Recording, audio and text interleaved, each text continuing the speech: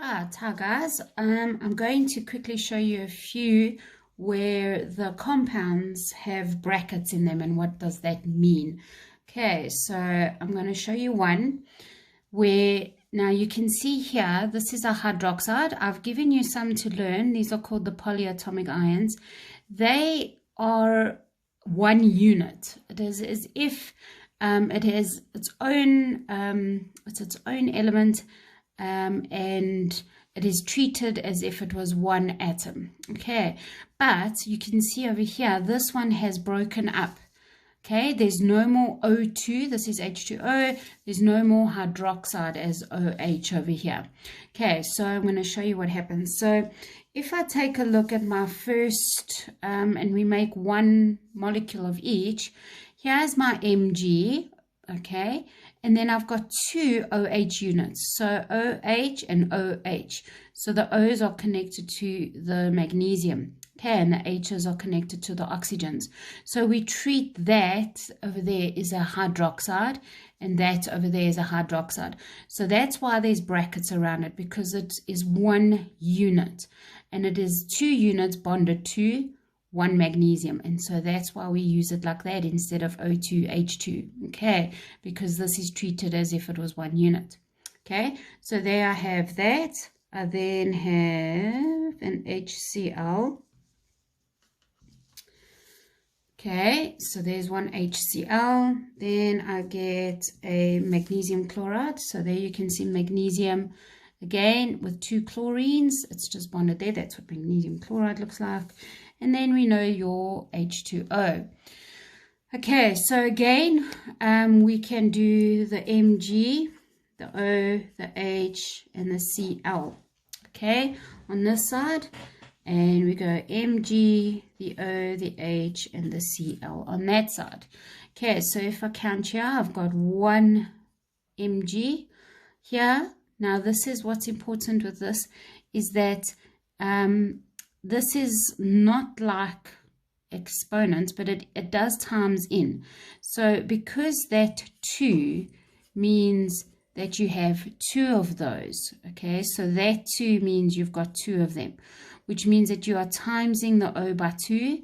So that means you've got two O's and two H's. Okay, so that's what that means over there.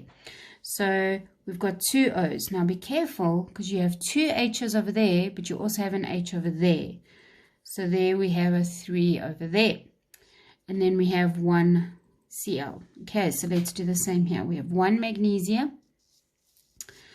We've only got one oxygen on the side as at the moment. You see on my purples, I've had to make do with my two colored dots. So I've just colored in some of the dots. And I have two hydrogens, 1, 2. And I have two chlorines, 1, 2. And we can count them there. Okay, so first thing, let's maybe increase our oxygen. So remember, we can't just add an O. We have to add it as another compound.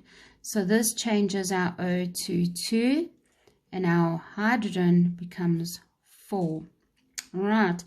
So you can also see here, I'm short of a hydrogen and I'm short of a chlorine. So if I add my hydrogen and chloride like that, then we can see we have 1, 2 oxygens, 1, 2 oxygens, 1 magnesium, 1 magnesium, 1, 2, 3, 4, 1, 2, 3, 4 hydrogens, and 2 chlorines, 1, 2, 1, 2. Remember, the division is between the arrow. Okay, is the arrow. So we know that our atoms are now nicely balanced. This becomes 1, 2, 3, 4 hydrogens and 2. So we're going 1, 1, 2, 2, 4, 4, 2, 2, done. Okay, and so we land up going, well, there is 1. Remember, I said to you that you can put the 1. It's not wrong if you put the 1. And in fact, the task that I want you to do, you're going to have to put the 1s to show that there's only 1. Okay, 2 HCl, because now we're doing 2 of those units. Because remember, we ignore those now. Hey? 1 of those, MgCl2, plus 2 of those, and so we have 2 H2Os. All right. Okay, so that's what that means when you have a bracket. that whatever's inside the bracket gets treated as if it was one unit. Whatever the number is on the outside at the bottom here, that's how many you have to times by inside. Okay, so let's do another one with dots, and then I'm going to do one without dots. Okay, so let me just get this one. Okay, so what we have here is, this is our sulfate over here. Okay, so you can see, let me change the color maybe a little bit of the sulfate so you can see. So this is a sulfate. It is also a polyatomic ion. They're not always put in a bracket like this. If you look here you can see here's a sulfate as well. As long as you can identify it as an SO4, you'll see I've given you some of the polyatomic ions to learn. Now you can see as a reactant, there's no other S and no other O. So it is as a sulfate. Over here, you can see as a product, it is still a sulfate. The oxygen and sulfur hasn't split like the hydroxide did in the previous one. So I'm actually going to treat that sulfate as one whole particle. Okay, it's not a particle, but it is treated as one. The SO4, it's like a family, and they group together with another, well, in this case, hydrogens. Okay, so you can see that says SO4 on the pink dot. I'm treating that SO4 as one thing. Now, I couldn't do it on this one because you can see my hydroxide, which was a polyatomic ion, wasn't a hydroxide as a product. So I couldn't treat it as one thing. That's why I had to break it up into oxygens and hydrogens. But here you can see, because it's an SO4 before and it's an SO4 after, we can treat it as if it was its own thing. And this will help you with balancing as well, especially with these. So there's my one. This is actually sulfuric acid or hydrogen sulfate. If it was in aqueous, it would be sulfuric acid. So aqueous means it's dissolved in water.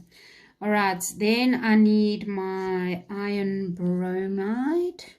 So there's iron with 3 bromines, iron with 3 bromines. That's what we get there.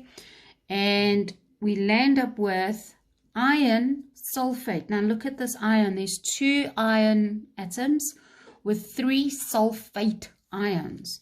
And so there it is there. Remember, I'm treating the sulfate as if it was one particle. And the only reason I can do this is because the SO4 is the same before and after. Okay. But now I've got 3 of those SO4s because of that 3 over there. Okay, let me just make this a bit clearer. There's a 3. So that 3 tells me I have 3 of those. So just like the hydroxides, I've got 1 SO4, 2 SO4s, 3 SO4s. Okay, that's what that means. And if I were to break, you really can break them up into sulfur and oxygen. It really doesn't matter, but it does help you if you keep them whole. It will help with the balancing, make it go quicker and easier. But you really can break this up into sulfurs and oxygens. It's really okay. And then it just means you've got 4, 8, 12 oxygens and 1, 2, 3 sulfurs, okay, in this compound. And then we need our HBr. Sorry, I put them the other way around, but it's really okay that the Br is there and the H is there. They're still bonded. Okay, so there we have our atoms. So let's go with it. So I'm going to treat Fe, Br. I'm then going to go SO4. Remember, I'm treating it as if it was a whole compound because it hasn't broken up into sulfurs and oxygens on the other side. Okay, like I said, you really can do this as sulfur and oxygen as well. It's really okay to do that.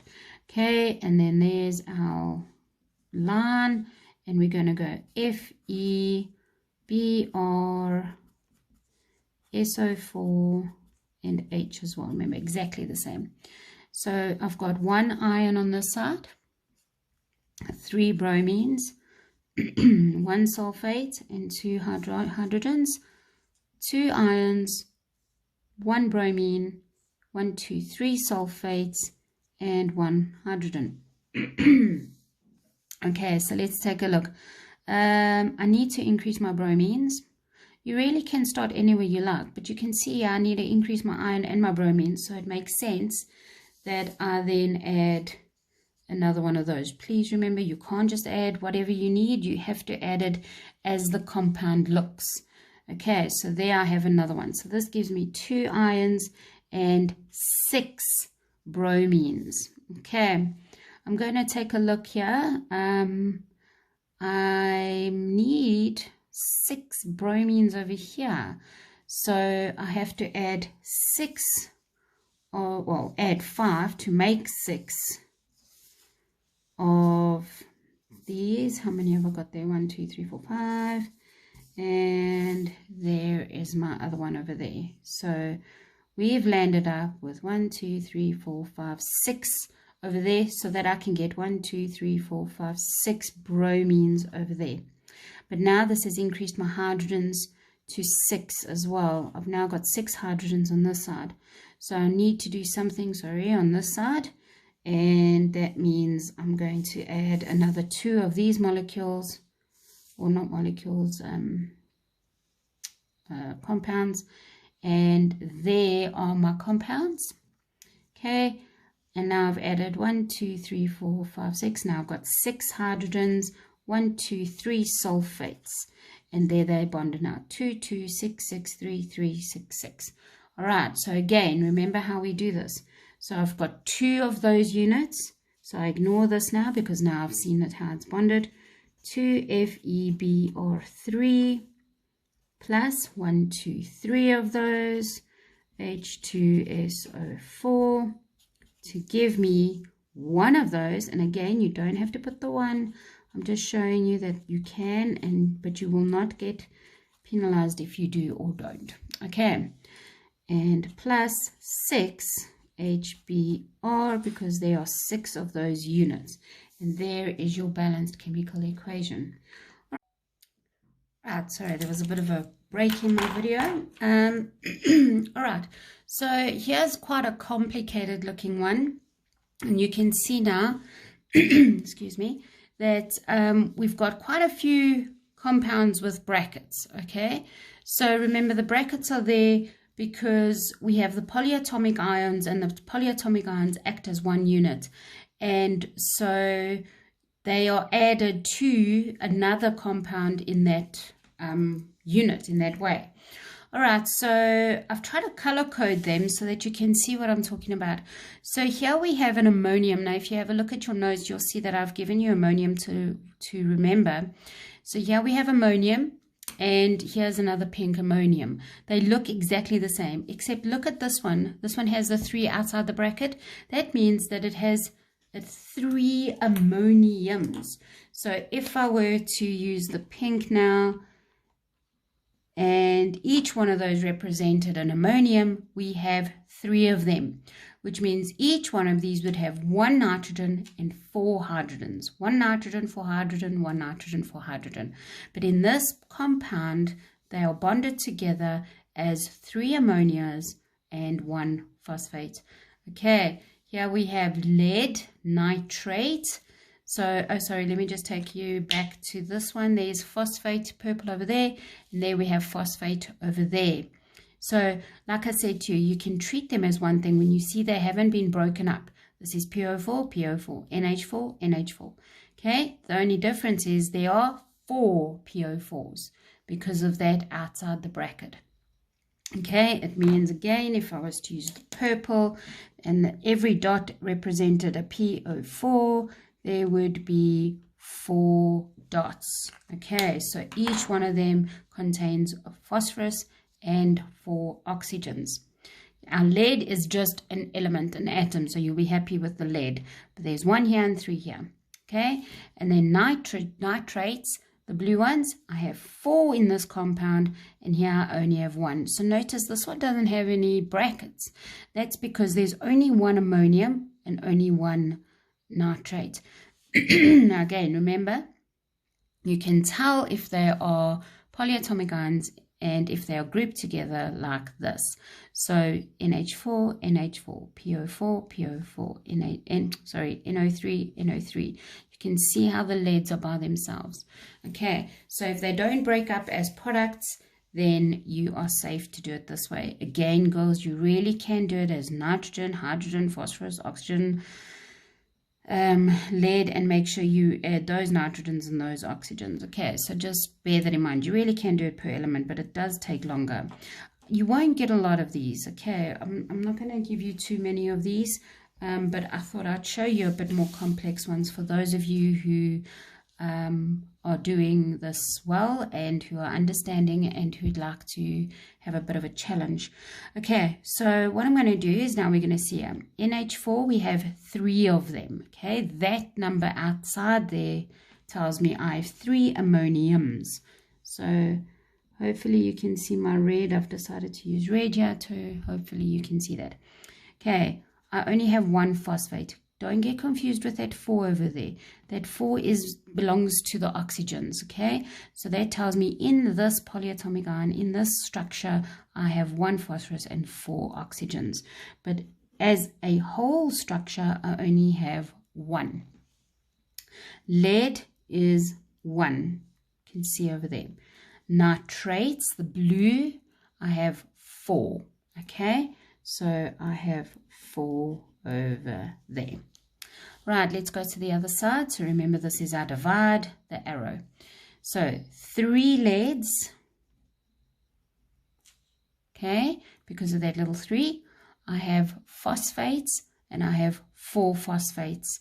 Okay, so 4 phosphates.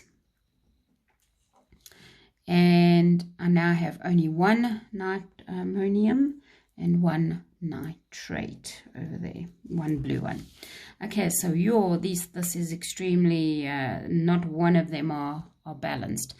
So let's just go with what?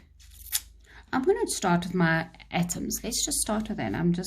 You can start anywhere, but let's just see if it will work if we start with our lead. So I see I've got 3 over there.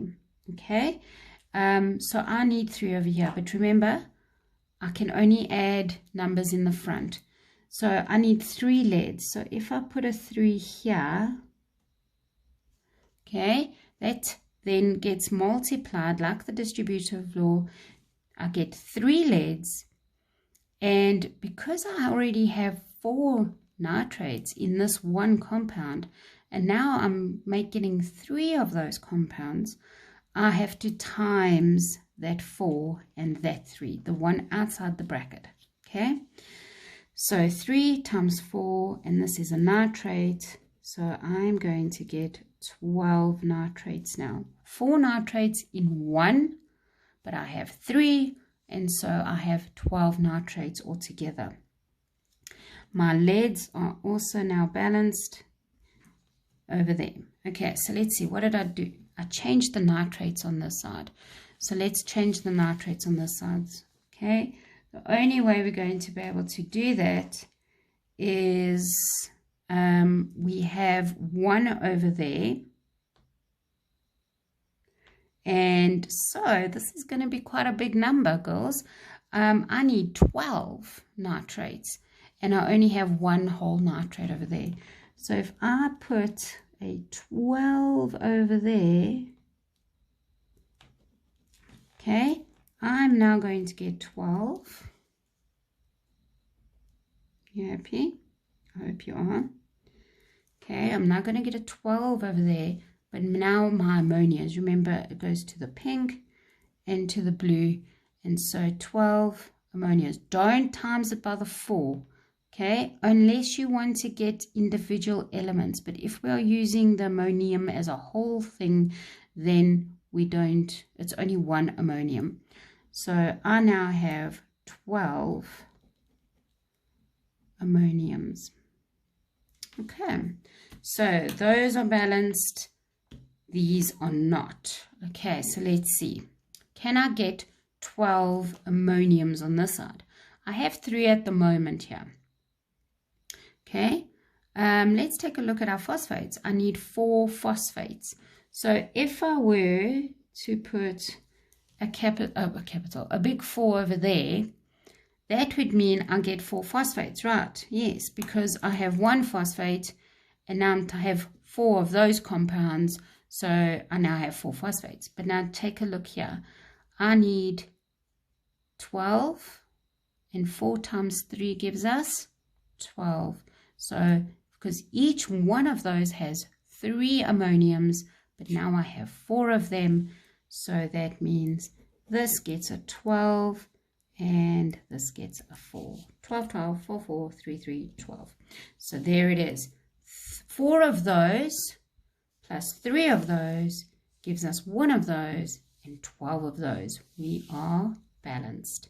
Now girls, remember this is quite a hectic one. You will never get one like this in an exam or a test or anything.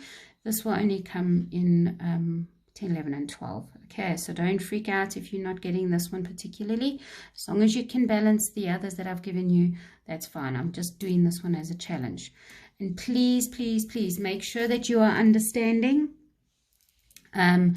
If you're not understanding, please send me a message or email me to say you are battling.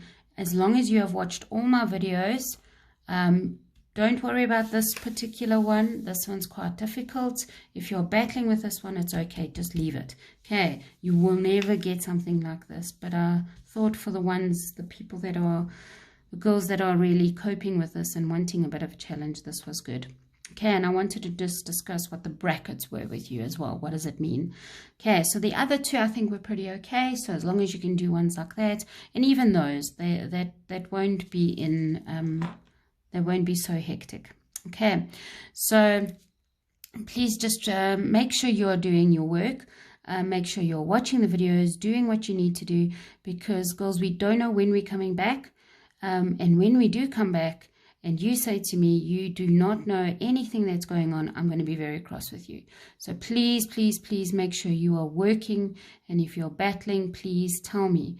Watch those videos again. Tyler did an amazing video on balancing equations, and I did the other video as well. So please, please, please take a look. Practice. You have got loads of ones to practice. Your next task is going to be completely balancing on your own.